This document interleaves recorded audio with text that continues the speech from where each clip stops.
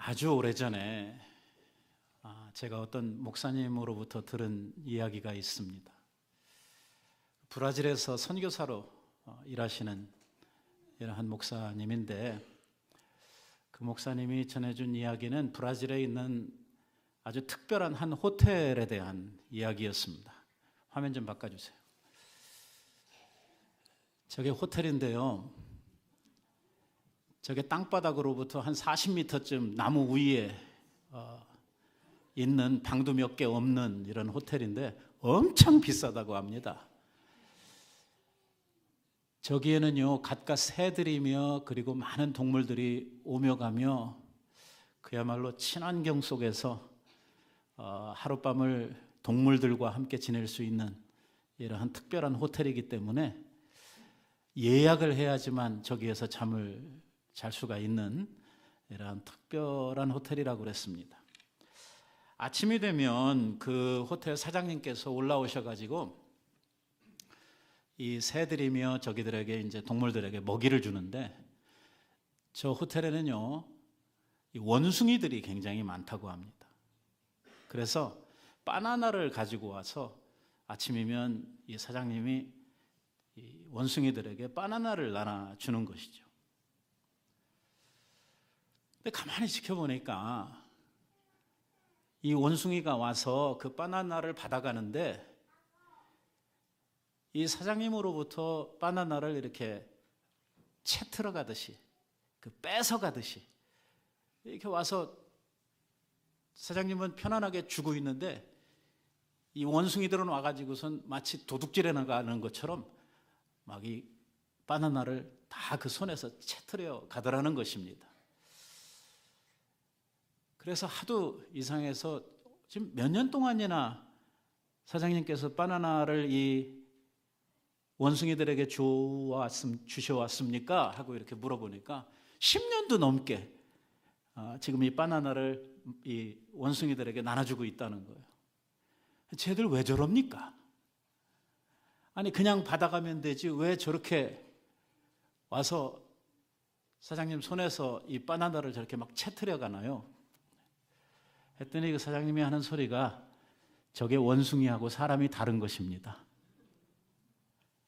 사람은 10년 받아먹었으면 고마운 줄을 알고 이제는 자기를 해치지 않는다는 걸 알기 때문에 편안하게 받아갈 텐데, 원숭이들은요, 이렇게 주다가 자기를 잡을까 봐 항상 의심을 가지고 10년이 넘었는데도 불구하고 단 한 번도 고맙다는 소리를 하지 않고 그 바나나를 저렇게 채뜨려 간다고 이렇게 이야기를 하더라는 것이죠. 이 탈무드에 보면은요, 이런 말이 있습니다. 감사하지 않는 사람들을 하나님께서 처벌하시지 않는, 감사하지 않는 사람들에게 주는 벌을 하나님께서 정하시지 않은 이유는 감사하지 않는 자는 이미 벌을 받고 있기 때문이라고 이렇게 탈무드 이야기를 하고 있습니다. 무슨 말인지 이해가 되셨습니까? 감사하지 않는 자들은 이미 그 삶 속에서 형극의 삶, 형벌의 삶을 살고 있는 사람이기 때문에 일부러 벌 줄 필요 없다는 이러한 이야기가 되는 것입니다. 사실 우리 사회에서도요, 우리가 살고 있는 우리 그 실정법에도 보면 감사하지 않는다고 해서 벌금을 주거나 감사하지 않았다고 해가지고 감옥 보내는 이러한 일은 없습니다. 그러나 감사를 해야 될 사람이 안 하면 어떻게 합니까? 사람들이 무슨 생각을 가지게 되나요? 저 사람은 분명 나한테 고마운 일을 받았고 나한테 뭔가 말이라도 고맙다고 해야 되는데 입 싹 닫고 가만히 있으면 어떻게 됩니까?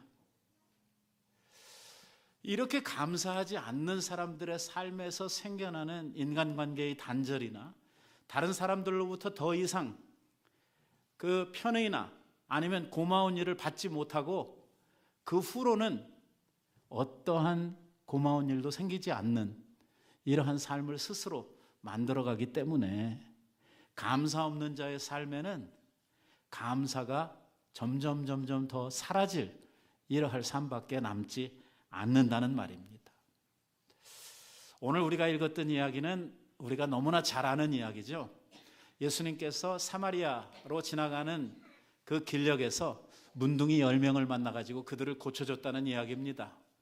그런데 고침을 받은 10문둥이 중에서 한 문둥이만 돌아와가지고 예수님께 감사하고 살해하고 9은 코빼기도 베지 않았다는 말이죠.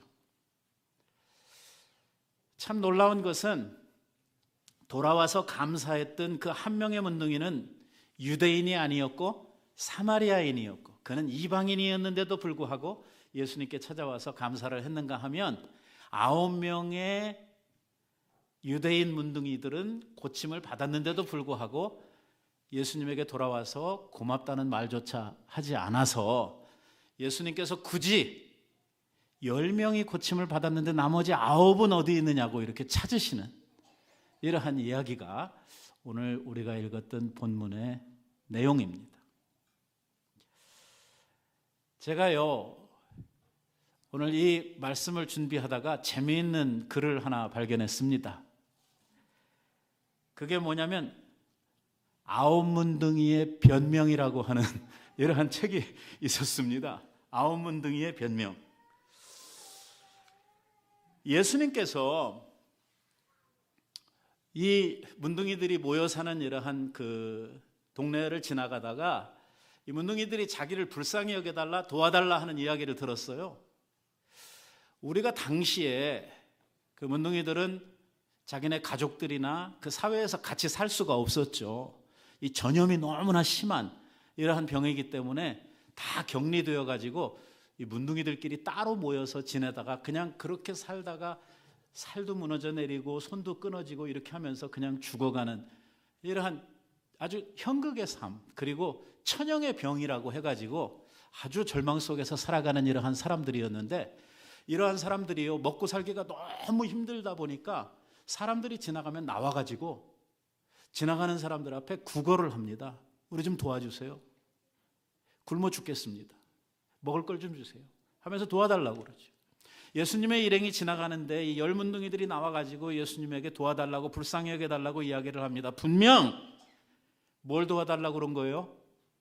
먹을 것 좀 달라는 이야기겠지요. 그런데 예수님께서는 놀랍게도 먹을 걸 주시는 것이 아니라 제사장에게 가서 너희들의 몸을 보여라. 제사장에게는 왜 갑니까?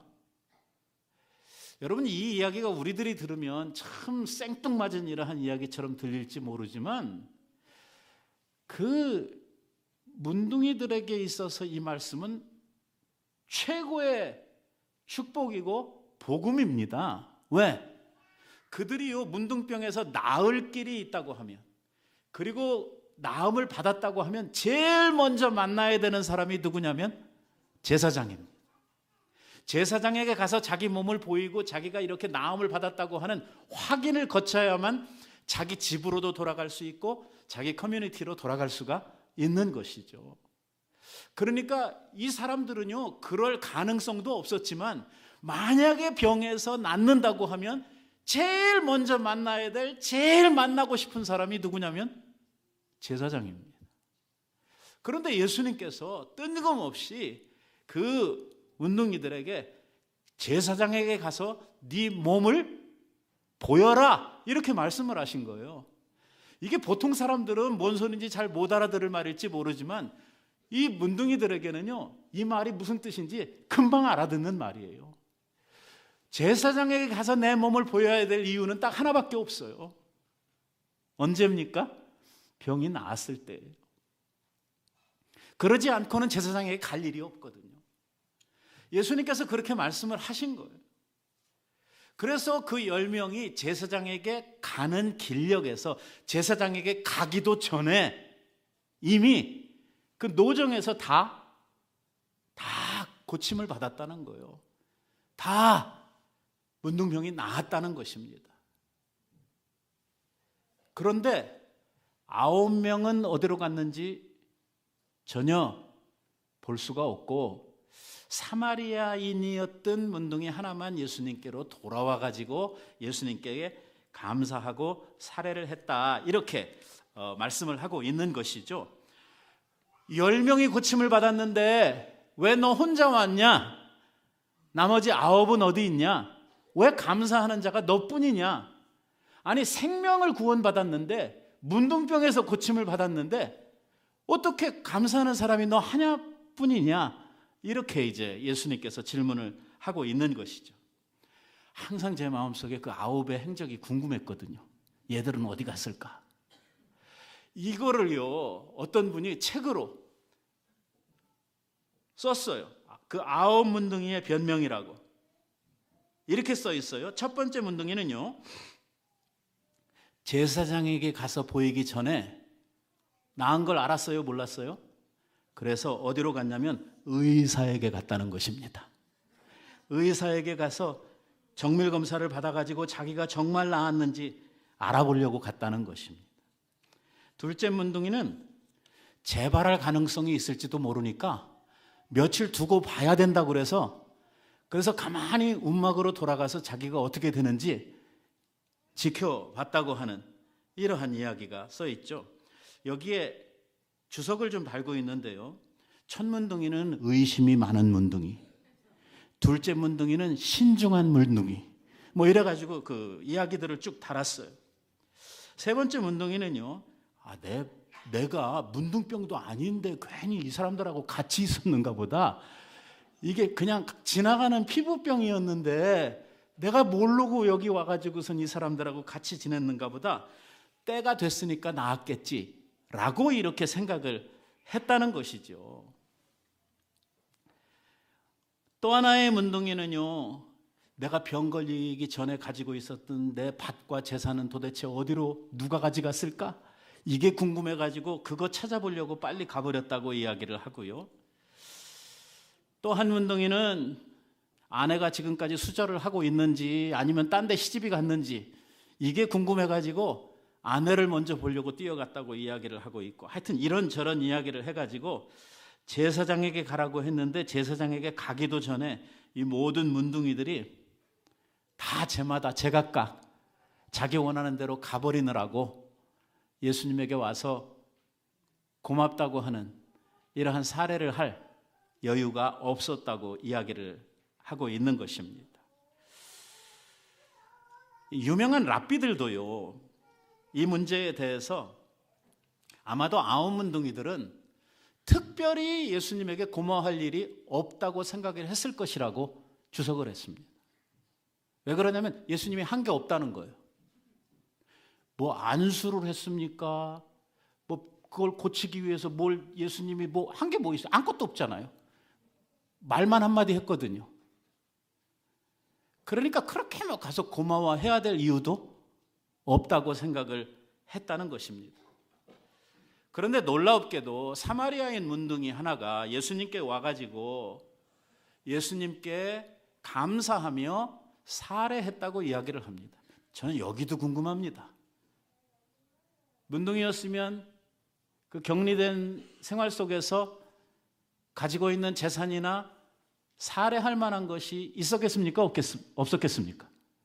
제가 생각에는 별로 없었을 것 같이 생각이 되거든요. 뭘 가지고 와서 살해를 했을까? 정말 궁금하기 짝이 없습니다.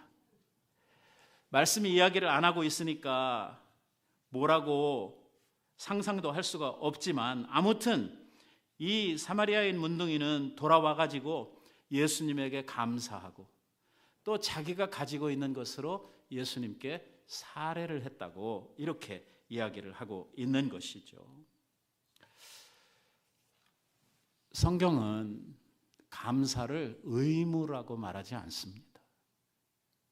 그러니까 감사 안 하면 벌을 주겠어. 감사는 계명 중에 하나로, 뭐 도둑질하지 말아라, 살인하지 말아라, 아니면 뭐 안식일을 지켜라, 이런 계명으로 감사해라, 이렇게 정해두지 않았다는 것입니다. 감사는 그 기본에 뭐가 깔려 있냐면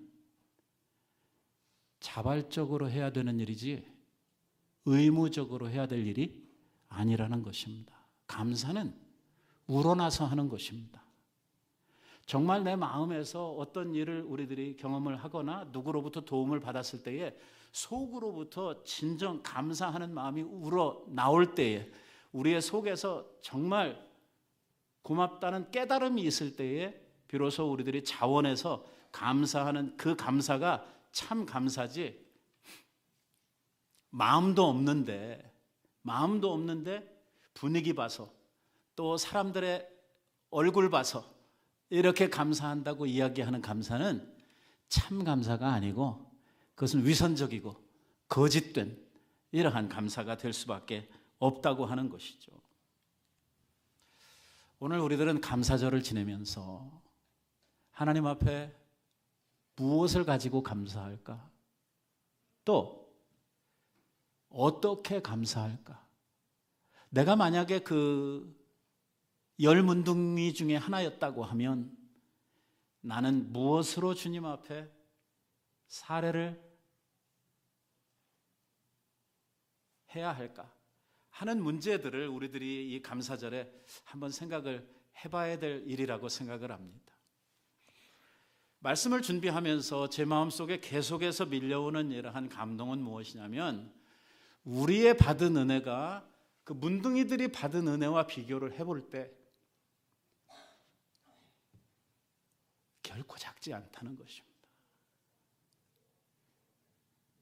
문둥이들은 병 낫고 집으로 돌아가서 행복하게 살다가 얼마 있다가 죽었습니다. 우리들이 받은 은혜는 받았다 없어지고 살았다 죽는 그런 은혜가 아니라 영생의 은혜, 영원토록 있는 복, 그 복을 우리 주님으로부터 받았죠. 이 문둥이들은요, 예수님이 그냥 말씀으로 내 믿음이 너를 구원하고 내 믿음으로 네 병을 고치고 내가 하는 말을 믿고 제사장에게 가라 하는 그 말씀 한마디로 이것을 끝내셨지만, 오늘 우리들에게 주시는 하나님의 은혜, 우리 주님께서 우리들에게 주시는 복을 위해서는 예수님께서 자기의 목숨, 자기의 생명을 십자가에 놓기까지 우리들을 위해서 엄청난 희생을 감당을 하신 것입니다. 우리의 받은 은혜가 결코 이 10문둥이와 비교해 볼 때 작다고 생각할 수는 없는 것입니다. 이런 엄청난 은혜를 받은 우리들입니다. 받은 구속의 은혜가 감사하고, 오늘도 소망 중에 그 영생을 바라보면서 하루하루를 살 수 있다고 하는 것이 또한 감사하고, 제가 수요 묵상을 통해서도 말씀을 드렸지만 정말 사고 많고 문제 많은 이 세상, 전쟁의 소용돌이 속에서 정말 수많은 이러한 사고 속에서 살아가고 있는 우리들이 한 해 동안도 하나님의 은혜 속에 우리의 생명이 유지되고 있다고 하는 것도 감사하고, 건강을 주신 하나님께 감사하고, 일할 수 있는 직장이 있음이 감사하고, 하나님 앞에 함께 예배하며 주님을 섬겨갈 수 있는 교회가 있고 성도들이 있음이 감사하고, 내가 하루 종일 가서 일하고 돌아왔을 때 나를 품어주고 나를 사랑해 줄 수 있는 가족들이 있어서 감사하고, 우리의 주위에는 하나님이 허락해 주신 이러한 놀라운 감사거리들이 얼마나 많이 있는지 모르죠. 그런데 어느 순간인가부터 이 감사했던 조건들이 변해서 불평거리 되는 것이죠. 사랑하는 아내, 눈에 넣어도 아프지 않은 자식이 언젠가부터 불평의 대상이 되고 분노의 대상이 되는 거예요. 남편을 향해서, 아내를 향해서 입에 담지 못할 일을 할 욕도 하고 애들에게 막 저주도 쏟아붓고, 이런 모든 현상들이 감사의 마음이 사라진 그 자리에 들어오는 이러한 현상들이거든요.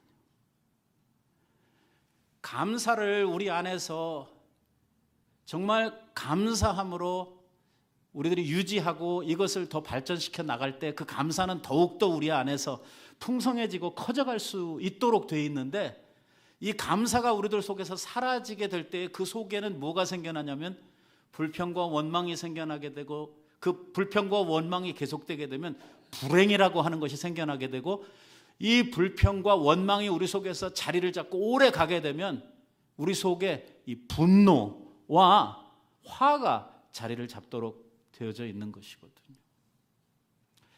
이 시대를 살아가는 저와 여러분에게는 성경이 경고하고 있는 것이 있습니다. 너는 이것을 알아라. 말세에 고통하는 때가 이르리니 사람들은 자기만 사랑하고 돈을 사랑하고 자긍하고 교만하고 회방하며 감사치 아니하고. 이게 말세를 사는 사람들에게 나타나는 말세의 현상이라고 이야기를 하고 있습니다. 그래서 감사한 마음이 우리들 속에서 사라지지 않게 하십시오. 감사를 우리 안에서 키워가십시오. 조그마한 감사를 좀 더 큰 감사로 우리들 안에서 더 키워서 감사해야 됩니다. 왜? 감사하는 마음에 하나님께서 더 큰 은혜를 베풀어 주시기 때문입니다. 우리의 선진들은 그렇게 이야기를 했습니다. 별빛을 가지고 감사하는 자에게 달빛을 주시고, 달빛을 가지고 감사하는 자에게 햇빛을 주시고, 햇빛을 가지고 감사하는 자에게 의의 태양이신 예수 그리스도를 하나님께서 주신다고 말씀을 하셨죠. 감사는 할수록 풍성해지고, 감사는 할수록 우리 안에서 나를 행복하게 만드는 반면, 감사를 우리의 삶에서 잃어버리게 되면 나의 삶에는 불행이라고 하는 것이 찾아온다고 하는 것을 우리는 명심해야 될 줄로 믿습니다. 감사절을 맞아서 오늘 하루만 감사할 일은 아니고요, 잃어버렸던 감사를 되찾는 이러한 날이 되었으면 좋겠고, 우리의 날들 속에서 항상 범사에 감사하라고 말씀하셨던 주의 말씀 따라서 우리의 삶 가운데에 감사가 충만해지는 삶이 되기를 우리 예수님의 이름으로 축원드립니다. 기도하십시다. 자비하신 아버지.